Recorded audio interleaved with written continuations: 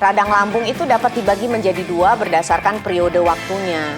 Ada radang lambung akut dan ada radang lambung kronis.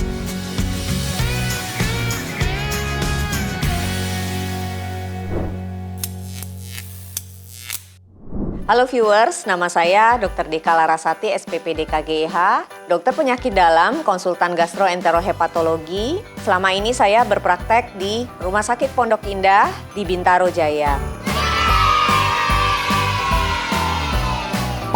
Saya menjalani pendidikan saya dari S1, pendidikan dokter penyakit dalam dan pendidikan konsultan gastroenterohepatologi di Fakultas Kedokteran Universitas Indonesia.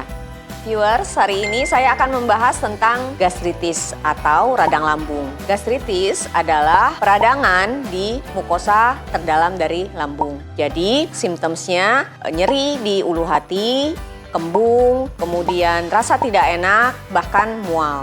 Beberapa informasi yang sering ada di masyarakat itu akan kita bahas ya. Apakah informasi itu benar atau salah? Pertama, benar atau salah? Stres sebagai pemicu radang lambung. Untuk pernyataan ini ternyata benar viewers.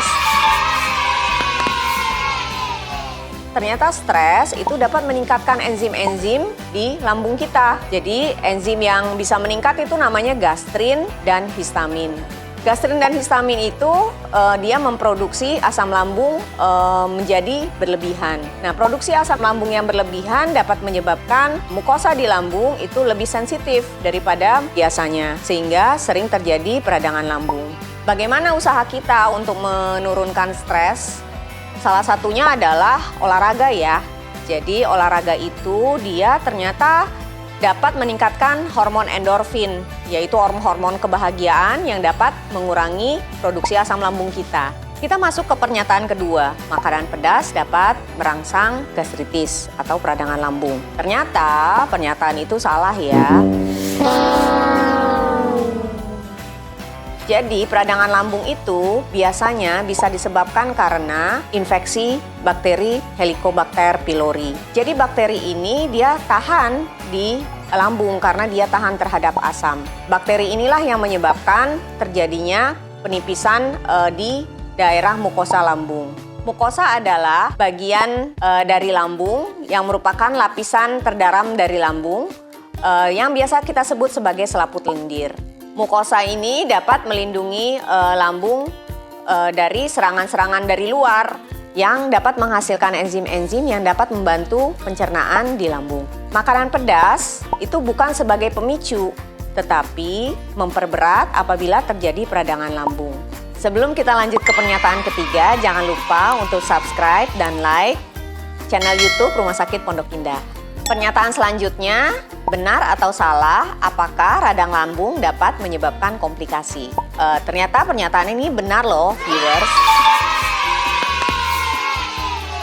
Radang lambung itu dapat dibagi menjadi dua berdasarkan periode waktunya.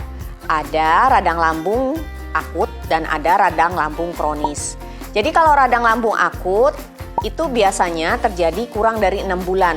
Sedangkan radang lambung kronis itu terjadi lebih dari 6 bulan. Radang lambung akut bisa terjadi perdarahan di saluran cerna yang kita sebut sebagai hematemesis melena. Hematemesis sendiri adalah muntah hitam atau kopi.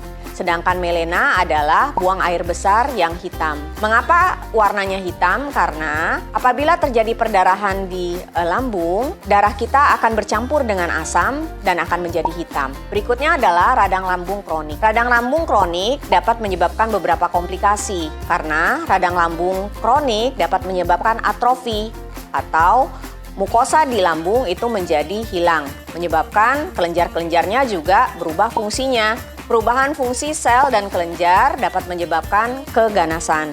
Keganasan yang paling sering kita temui itu diantaranya adalah limfoma. Limfoma itu adalah kanker ganas. Untuk mencegah terjadinya radang lambung yang harus kita perhatikan adalah pertama, perhatikan makanan yang kita konsumsi. Hindari makanan-makanan yang merangsang lambung seperti makanan yang sangat asam, pedas, dan minum-minuman beralkohol. Demikian juga minum-minuman yang dapat merangsang peningkatan asam lambung seperti kopi ataupun teh. Kemudian perhatikan juga higienitas dari makanan yang kita konsumsi. Apabila viewers sudah mengalami radang lambung atau gastritis, sebaiknya berkonsultasi kepada dokter penyakit dalam atau dokter penyakit dalam konsultan gastroenterohepatologi. Demikianlah viewers tentang pembahasan radang lambung atau gastritis kali ini. Jika viewers ada komentar atau pertanyaan lebih lanjut, bisa tulis di kolom komentar di bawah ini. Terima kasih. Dadah.